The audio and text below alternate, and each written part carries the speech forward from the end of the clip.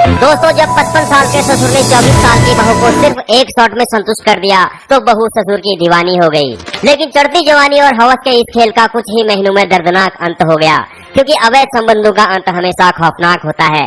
लेकिन अफसोस की बात यह है कि इस कहानी में मजा कोई और लेता है, सजा किसी बेगुनाह को मिलती है। दोस्तों, ये घटना अहमदाबाद के गोता इलाके की है। साल 2020 के जनवरी महीने में दीपक की शादी निकिता से हुई। निकिता दिखने में एक नंबर थी, लेकिन उसके अंदर हवस कूट कूट कर भरी थी। शादी से पहले उसने अपने मन में कई रंगीन सपने सजा कर रखे थे। वो सोचती थी शादी होगी तो ऐसे करेंगे, वैसे करेंगे, पीएफ वाली स्टाइल में करेंगे। लेकिन शादी के बाद उसको अपनी ये ख्वाहिशें पूरी होते हुए नजर नहीं आ रही थी, क्योंकि उसका पति दीपक एक भरपूर मर्द तो था, लेकिन काम कला में माहिर नहीं था, जिस वजह से निकिता उदास रहने लगी। बहू को उदासी की हालत में देखकर दीपक की मां रेखा अग्रवाल को लगा कि बेटा बहू को रात में बहुत परेशान करता होगा, सोने नहीं देता होगा, इसीलिए बहू बेचारी परेशान है, जिस वजह से वह घर का ज्यादातर काम खुद ही करने लगी। लेकिन बहू की उदासी दिन प्रतिदिन बढ़ती जा रही थी। फिर एक दिन सास ने उसे समझाते हुए कहा, बेटा नई नई शादी में ऐसा होता है, कुछ दिनों बाद धीरे धीरे सब ठीक हो जाएगा। अपने पति की खुशी के लिए औरत को कम्प्रोमाइज करना पड़ता है। जब मेरी शादी हुई थी तो तेरे ससुर जी तो दिन में भी मौका नहीं छोड़ते थे। अभी भी तेरे ससुर खुद को जवान समझते हैं। मेरा मन तो नहीं करता है, लेकिन पति की खुशी के लिए करना पड़ता है। सास की ये बातें सुनकर निकिता सोचने लगी, काश मेरा पति भी ऐसा होता। ससुर के मर्दानगी के किस्से सुनकर निकिता अपने ससुर को अपने पति के रूप में देखने लग गई। लेकिन ससुर के साथ संबंध बनाना इतना आसान नहीं था। निकिता ने अपने ससुर को खोपचे में बुलाने की काफी कोशिश की, लेकिन वो कामयाब नहीं हो पाई, क्योंकि ससुर समझ ही नहीं पा रहा था कि बेटी समान बहू उसे वाटर सप्लायर बनाना चाहती है ताकि उसकी प्यास बुझ सके।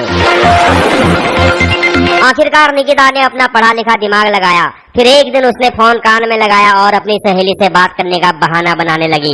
निकिता ने इस बात का ध्यान रखा कि उसके ससुर को उसकी बातें सुनाई दे और ससुर को ऐसा लगना चाहिए कि बहू ने उसे देखा नहीं है। निकिता फोन पर कहने लगी, यार मेरा पति तो बच्चों जैसी हरकत करता है, उसे कुछ भी नहीं आता है, मैं परेशान हो गई हूँ। मेरा तो बहुत मन करता है, लेकिन मेरा पति कुछ कर ही नहीं पाता है। अगर कोई देवर होता या घर में कोई दूसरा मर्द होता तो मेरा काम चल जाता। एक ससुर है, वो भी बुढ़े हैं, वो बेचारे क्या कर पाएंगे। बहू की बातें सुनकर ससुर परेशान हो गया। उसने निकिता से कहा, बेटा दीपक अभी नादान है, तुम परेशान मत हो, धीरे धीरे सब ठीक हो जाएगा, वो सब सीख जाएगा। तो निकिता बोली, मैंने सब कुछ करके देख लिया, उनको कुछ आता भी नहीं है और वो सीखना भी नहीं चाहते हैं। ये कहकर निकिता मायूस होकर वहाँ से चली गई। अब दोनों तरफ आग लग चुकी थी। बहू के कान में सास की बातें गूंज रही थी और ससुर के कान में बहू की बातें गूंज रही थी। लोहा गर्म हो चुका था, अब चोट की जरूरत थी। आखिरकार वो वक्त भी आ गया जिसका दोनों को बेसब्री से इंतजार था। एक दिन दीपक अपनी माँ को हॉस्पिटल लेकर गया था। घर में ससुर और बहू अकेले थे। ससुर ने बहू से बोला, तुम कह रही थी घर में कोई और मर्द नहीं है, ससुर बुढ़ा है, लेकिन मैं तो बुढ़ा नहीं हूँ। तो निकिता बोली, मैं कैसे मान लूँ कि आप जवान हो। ससुर ने कहा, अभी दिखाता हूँ। ये कहते हुए उसने बहू को बेड पर लिटा दिया और फिर निकिता अब पूरी तरह से संतुष्ट हो चुकी थी। उसे इतना मजा इससे पहले कभी नहीं आया था। एक बार इनका काम हो गया तो अब ये दोनों चोरी छिपे लगभग हर रोज करने लगे।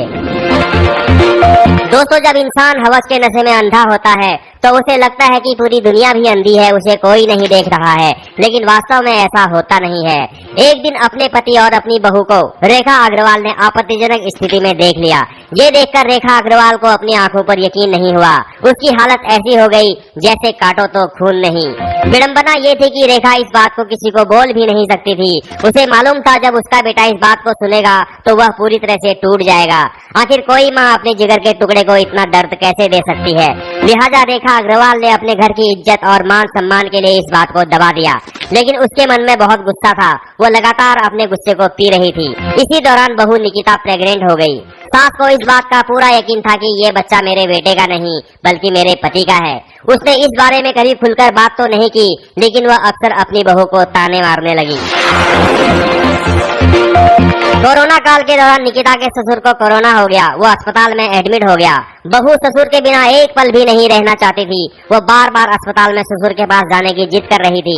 एक बार दीपक अपने पिता से अस्पताल मिलने के लिए जा रहा था तो निकिता उसके पीछे लग गई, लेकिन दीपक ने उसे पेट में पल रहे बच्चे का हवाला देकर घर पर ही रोक दिया। जब दीपक चला गया तो सास अपनी बहू से बोली, घर को तो तुमने ओयो रूम बना रखा है, अब हॉस्पिटल को भी होटल बनाने का इरादा है क्या? आखिर कब छोड़ेगी तू मेरे पति का पीछा? इस बात पर दोनों सास बहू के बीच जमकर झगड़ा हुआ। कुछ ही देर में इस झगड़े ने भयंकर रूप ले लिया। निकिता पहले से ही बहुत गुस्से में थी क्योंकि सास की वजह से वह ससुर के साथ खुलकर मजा नहीं ले पा रही थी। झगड़े के दौरान निकिता ने गुस्से से लोहे की रॉड से सास के सिर पर वार करके उसे मौत के घाट उतार दिया, जिसके बाद उसने घर में ही सास की डेड बॉडी को आग के हवाले कर दिया, लेकिन लाश पूरी तरह से जल नहीं पाई। कुछ ही देर में दीपक हॉस्पिटल से वापस पहुंच गया। उसने अपनी पत्नी से दरवाजा खोलने को कहा तो उसने नहीं खोला। दीपक को कुछ अनहोनी की आशंका हुई। उसने खिड़की से झांक कर देखा तो कमरे में खून ही खून पड़ा था। उसने तुरंत पुलिस को फोन किया। पुलिस मौके पर पहुंची तो कमरे में सास की अधजली लाश बरामद हो गई। इसके बाद पुलिस ने तहकीकात की तो हत्याकांड का पूरा मामला खुलकर सामने आ गया, जिसके बाद पुलिस ने निकिता का कोरोना टेस्ट कराया और उसे जेल भेज दिया। इस मामले में उसके ससुर को कोई सजा नहीं हुई क्योंकि हमारे देश का कानून आपसी सहमति से बनाए गए संबंधों को गैर कानूनी नहीं मानता है। इसका मतलब ससुर ने बहू की मर्जी से उसका गेम बजाया था तो उसने कोई गुनाह नहीं किया था। दोस्तों, उम्मीद करता हूँ चढ़ती जवानी और हवस की ये कहानी आप अच्छी तरह से समझ गए होंगे। इस कहानी को सुनने के बाद आपके समझ में क्या आया और आपको क्या सीखने को मिला, नीचे कमेंट करके मुझे जरूर बताइएगा। धन्यवाद।